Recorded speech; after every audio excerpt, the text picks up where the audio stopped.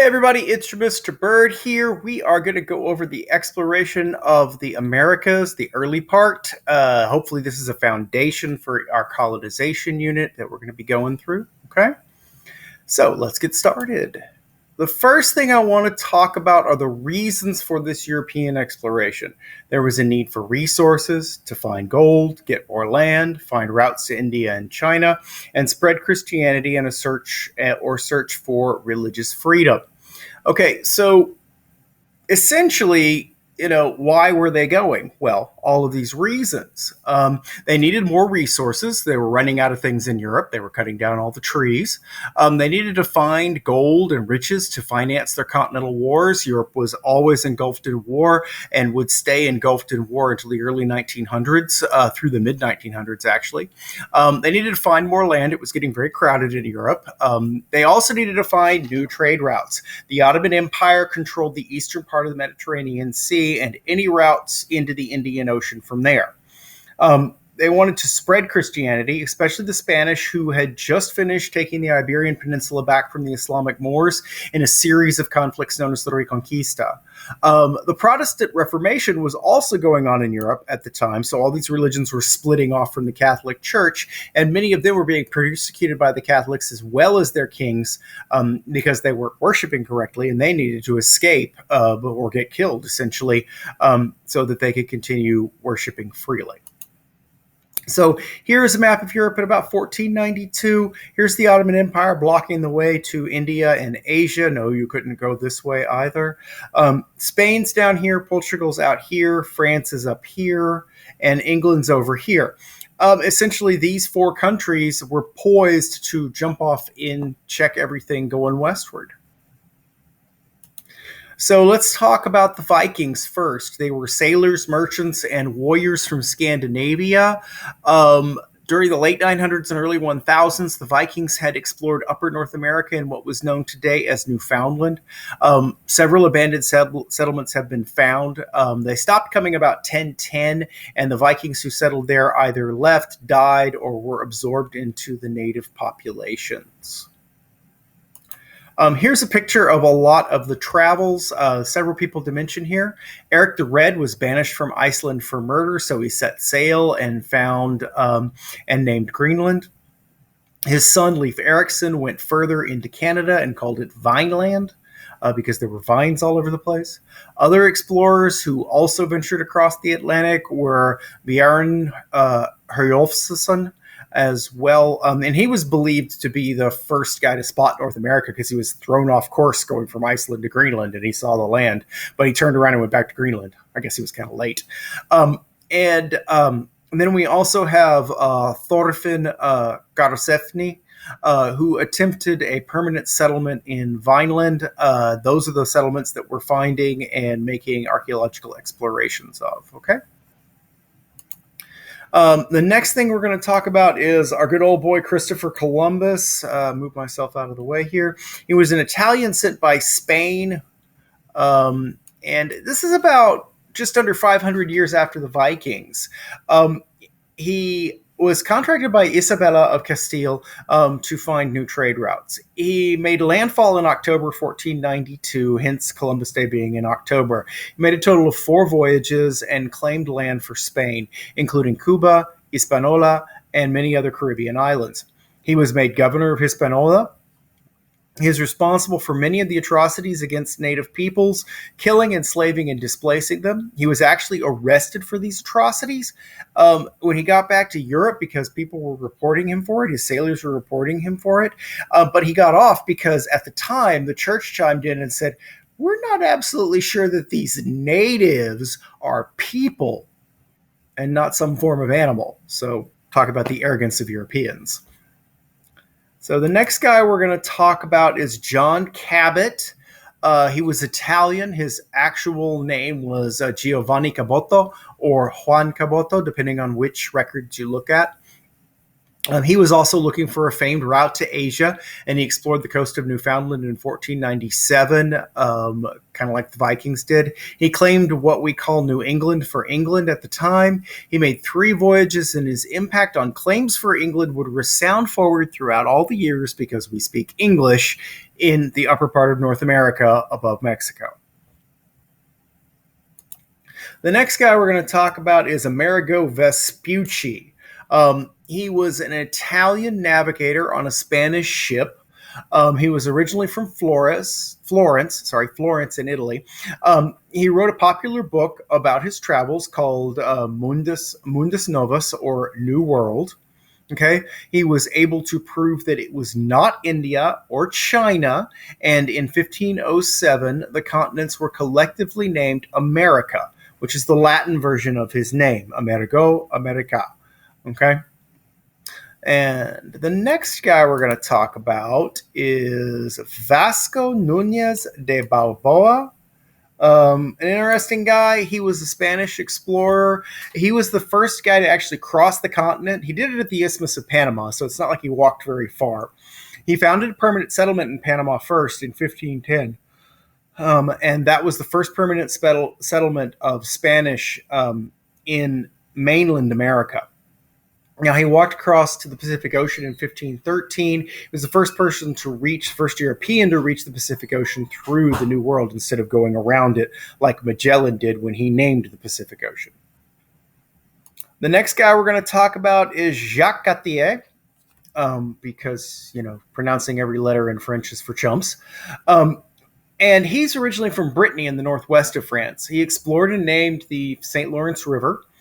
He was looking for the Northwest Passage to Asia because Spain controlled the Southern Passage around the bottom of South America. He claimed and named Canada for France from an Iroquois word which means village, Canada. And so there's this little myth that he actually was walking around and he met some natives and he said, "Where are we?" And he was standing in the middle of their village, so it said, "You're in Canada," which meant you're standing in the middle of town. And so when he named Canada, he actually called it the realm of the Canadas, or the land of the Canadas, or the land of many villages. He made a total of 3 voyages. Our next guy is Juan Ponce de Leon. He's a Spanish explorer and governor of Puerto Rico. He found gold there and established the first Spanish settlement on the island. While he was more peaceful than Columbus, he did enslave the natives of Puerto Rico, and he spread disease, mainly smallpox. The Taino people rebelled against him, but he used force to stop them. He had guns, they did not, and it was considered a great massacre.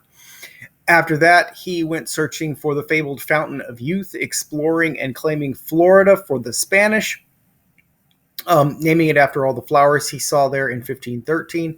Florida would remain in Spanish hands for 300 years after that. Now we're going to talk about probably the most famous guy in conquistador history. That would be Aren Cortes. He was El Marquis de Valle de Oaxaca, or the Marquis of the Valley of Oaxaca. That was his title. He was the most famous of the conquistadors, of course. Excuse me. Conquistadors considered themselves to be the continuing the work of the Reconquista, spreading Christianity and bringing riches back to Spain and glory for themselves. This is the God, gold, and glory concept that you may have run into before. There's a famous saying that the conquistadors would say, "Almas para mi Dios, oro para mi rey, gloria para mí," which means souls for my God, gold for my king, glory for myself. So convert the natives, swipe all their gold, and get recognition for it. So with the help of other native tribes, he conquered the Aztecs, or the Mexica people, who ruled the area through fear and human sacrifice. He claimed Mexico for Spain and created what we called New Spain. His legacy is very mixed, because while he was very brutal to the natives, he also freed them from the brutality of the Aztecs. The next guy we're going to talk about is Francisco Vasquez de Coronado, a Spanish explorer and conquistador. He searched for the mythical 7 cities of gold because Cabeza de Vaca, who had explored before him, came back to New Spain and said, "Hey, there's supposed to be these 7 cities of gold out there. I never saw them, but they're supposed to be out there." Excuse me again. He was the first guy to see the Grand Canyon. Fun fact, he actually never saw it. His men found it, and they were like, hey, dude, you need to come over here to look at this. And his response to them was, why do I even want to look at a hole in the ground? He claimed what is now the southwest of the U.S. for Spain and New Spain. This was his route. He made it all the way to Kansas and met the Wichita tribe. He established what was called at the time pueblos, or basically way stations for travelers, some of which would become major cities in America today. The really weird thing about it is when he reached the Wichita and told them that they were ruled by Spain now, they were like, okay, that's fine. We're going to go back to our thing now. Nice to meet you. Our next guy we're going to talk about is Henry Hudson. Henry Hudson sailed for the English and the Dutch from 1609 to 1611. He claimed the Hudson River in modern New York for the Dutch, who built New Amsterdam, which is now New York City. He also claimed what is now called Hudson Bay and James Bay for the English. He would not stop exploring. One time he spent a long winter here in James Bay, and it was frigid and terrible, and his men really wanted to go home, and he didn't. He said, we got to get going and find the Northwest Passage. Well, his men wouldn't have anything with it, so they basically mutinied, put him, his son, and some loyal sailors in a lifeboat, sailed back to England, and we never saw Henry Hudson, his son, or those men again. And when they arrived in England, they claimed that Hudson and others had died putting down the mutiny that they had actually caused. The English government was willing to believe this because they needed all those charts and maps so that they could move on and become even more powerful. Our next guy and our last one we're going to talk about is Robert de la Salle. His full name is René Robert Chevalier Sieur de la Salle. He was a French explorer who had the favor of the king at the time, the French king at the time. He was given his title because he was actually not part of the gentry or the nobility. He was just a peasant. But he was well-spoken, had a massive charisma, knew how to dress and everything. And so the king gave him a title. He gave him the title Sieur de la Salle, which basically means Lord of the Room.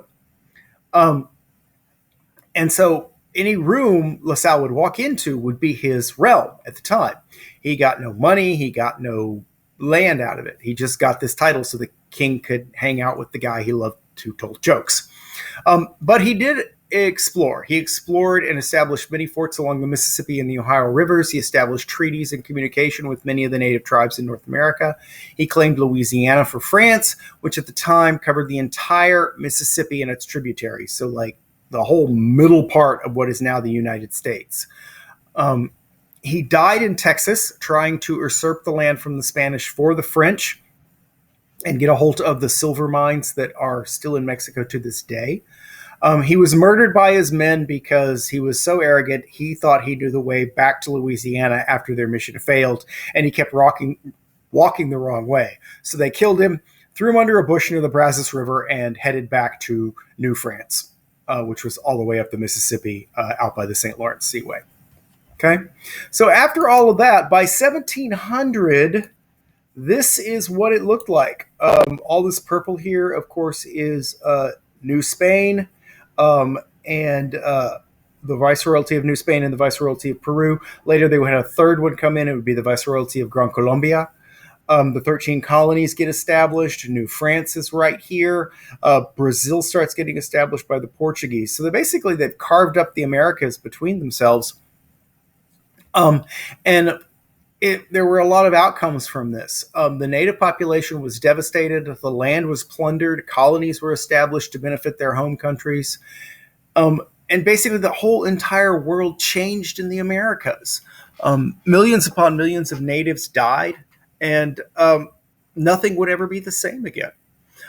And hopefully this gives you a little background you will need as we move forward through this unit on exploration and colonization as to why the world is the way it is today. Anyway, I will see you guys later in the next video. You guys have a great time. Make sure you get all your notes down, and we'll talk again.